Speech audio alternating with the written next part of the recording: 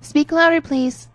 I put my hand up next to my ear from the back of the room, signaling that she would need to raise her voice. She took a deep breath. I could see anxiety turning her cheeks beet red as strands of blonde hair began to fall out of the same nappy ponytail she wore every day. There was something about her so familiar, but I just couldn't put my finger on it. With her face glued to the paper, too afraid to make eye contact, she quickly sputtered out, "Hi. My name is Paisley Jackson, and this is my poem called My Family." Paisley was a shy little girl. In fact, she was one of the quietest students I ever had in my 10 years of teaching, which I guess being the youngest of 11 will do that to anyone. Surprisingly, she was very smart, unlike the rest of her siblings who were dumber than a box of rocks. Lord, the Jackson kids were such a headache, except for Paisley, of course. I just wish I could have given her more opportunities to improve her future. Don't get me wrong, I tried to help Paisley, I really did. I gave her clothes, food, and even had funds lined up for her, but living dirt poor in a shack out in the middle of the desert was a bad hand to be dealt with in life. Besides, no matter what I did, I would not have made a difference. Everyone knows that the cycle of poverty is almost impossible to break. I crossed my legs, pen in hand, preparing for yet another bland story about a family I'd never get to meet. If you ever worked with underprivileged kids, you know that guardian involvement is quite rare. When it came to interest in their daughter's education, Paisley's parents were no exception. "I had 2 mommies. One named Maddie who can make good spaghetti. I call her Mom. She's the one that's married to my dad, Tom. One named Claire with pretty yellow hair. I call her Mommy. Dad calls her his project, his hobby." Being smack dab in the middle of Utah, I've seen hundreds of polygamous families, so this did not strike me as odd. Besides, even though polygamy is illegal, I try to keep my nose in my own business. "Mom takes care of us all. She can do that because she's so tall. Mommy wears a pretty silver bracelet. She wears it because she's so famous." Wouldn't be the first time I saw kids coming up with stories about celebrity parents to add excitement to their ordinary lives. I just did not expect it to come from Paisley. "Mommy has me and Tommy. He's one of my older brothers. Mom is a lot older. She has all the others."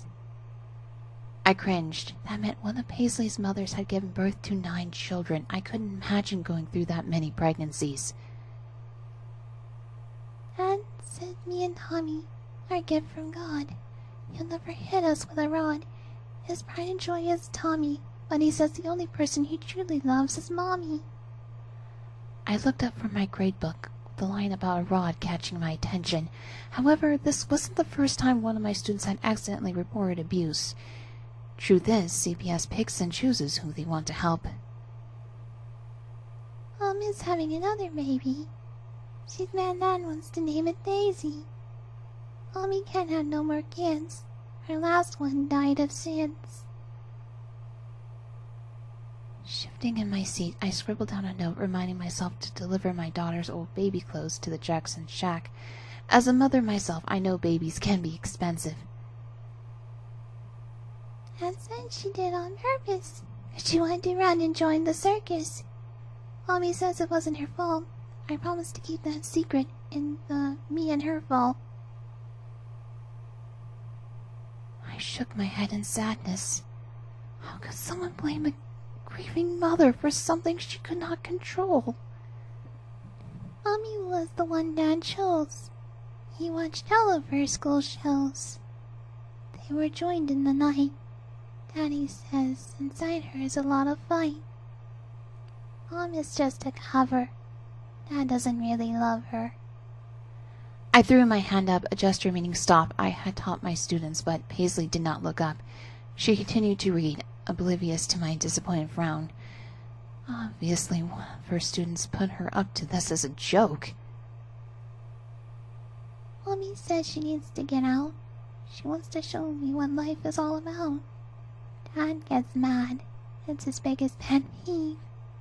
Mommy is sad. She just wants to leave. Mommy sings to me her favorite song. Mom says Dad's head is wired wrong." Shaking my head, I sighed. Another child with so much potential and such a kind heart was stuck in the middle of a lover's quarrel that did not even involve her. Last birthday, I wanted to take Mommy to see her favorite basketball team. Mom made me a cake with frosted buttercream. I got to go see the Knicks, but Dad said he made a mistake he couldn't fix. Nothing's the same anymore. I don't know why for sure. Now Dad cries at night alone. Ask God, what have I done? Do Mommy no longer tends. She hopes the baby will make amends.